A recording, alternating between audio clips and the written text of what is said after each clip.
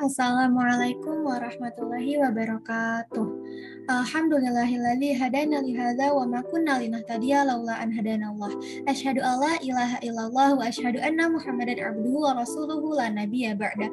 Qala rabbi shrah li sadri wa yassir li amri wa hlul 'uqdatam min lisani yafqahu qawli. Amin ya rabbal alamin. Yang saya hormati Bapak Isdian Mutaqin selaku guru sejarah kebudayaan Islam serta penonton-penonton yang saya cintai.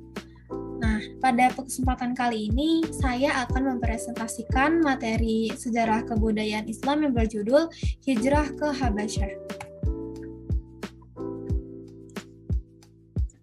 Berikut adalah materi-materi yang akan kita bahas. Yang pertama, sebab hijrah.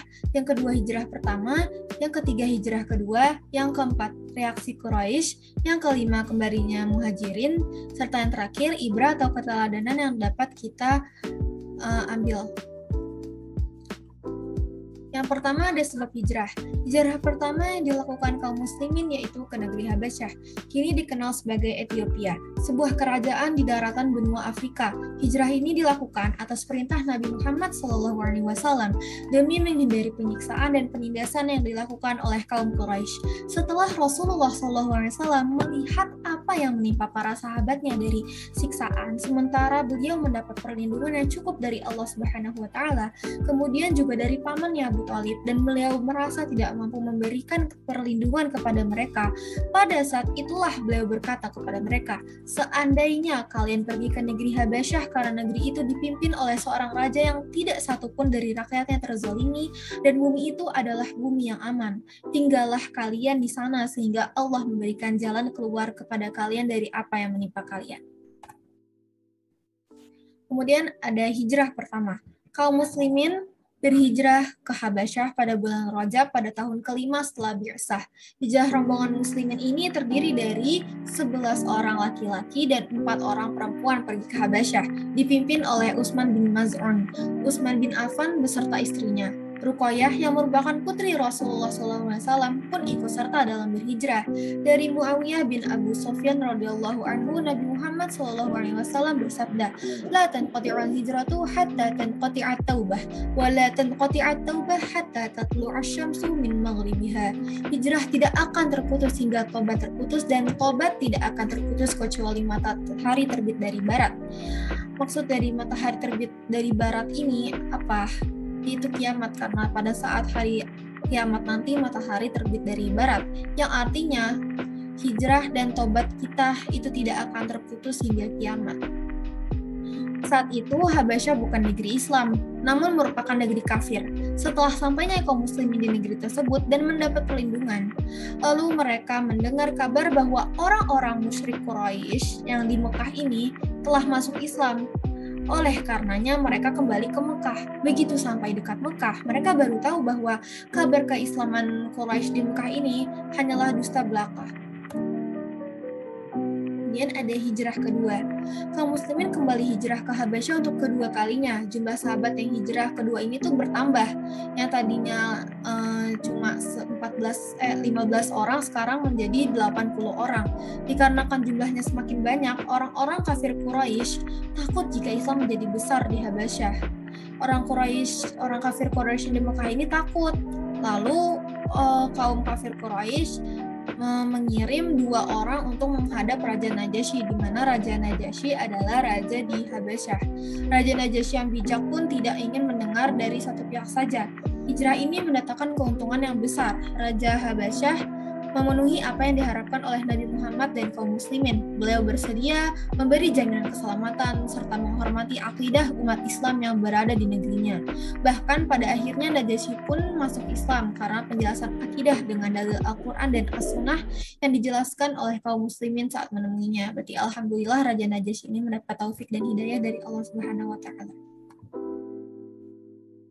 Kemudian reaksi Quraisy terhadap kejadian tadi. Setelah sebagian muslimin kembali berhijrah ke Habasyah, orang-orang Quraisy gusar. Gusar nih marah. dan bergegas mengirim Amr bin Ash dan Abdullah bin Abi Rabi'ah dengan membawa berbagai hadiah kepada Najasyi, Raja Habasyah. Itu pun dilakukan karena mereka memiliki hubungan dagang dengan Habasyah dan persahabatan di antara mereka. Amr bin Ash menyampaikan kepada Najasyi bahwa orang-orang yang lari ke negerinya adalah para budak bodoh yang keluar dari agamanya. Najasyi tidak menerima begitu saja apa yang didengarnya dari Amr. Dia meminta penjelasan langsung dari pihak Muhajirin. Untuk itu dia mengumpulkan para pemuka agama dan bersama menanyakan langsung kepada Muhajirin tentang sebab hijrahnya mereka. Jadi di sini Amr bin Ash itu bilang ke Raja Najasyi, mereka ini hanyalah budak-budak bodoh yang keluar dari agamanya. Di mana yang budak-budak bodoh dimaksud oleh Amr bin Ash ini adalah kaum Muhajirin, kaum muslimin yang dari Mekah yang hijrah ke Habasyah. Tapi Raja Najasyi ini bijak, dia tidak semerta-merta menelan perkataan Amr bin Ash begitu saja. Ia pun memanggil pemuka kaum Muhajirin dan kemudian kaum Muhajirin menjelaskan mereka itu siapa dan Raja Najasyi pun tahu yang sebenarnya gitu. Lalu kembalinya kaum Muhajirin. Kembalinya kaum Muhajirin dari Habasyah dilakukan secara bertahap. Mereka yang kembali setelah hijrah pertama tetap tinggal di Mekah dan bersama muslimin lainnya ke Madinah.